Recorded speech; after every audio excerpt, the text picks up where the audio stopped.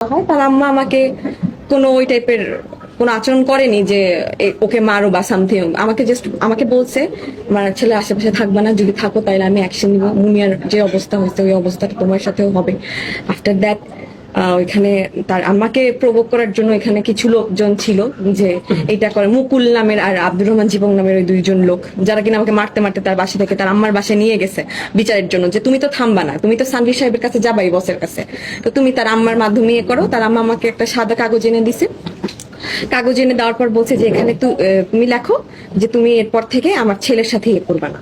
আমার আমার দোষটা কি? তার ছেলে তো আমাকে এই বিশ্বাস দিয়েই তো আমি আগাইছি সম্পর্ক। কখন আমি কনসেপ্ট করবো, আমি কেন বাচ্চা নেওয়ার ডিসিশন নিব, এই চিন্তা নিয়ে তো আমি আগাইছি যে সে আমাকে বিয়ে করবে, সে আমাকে এই টাইপের কথাবার্তা বলছে। So day by day the situation was getting worse and worse and Wars.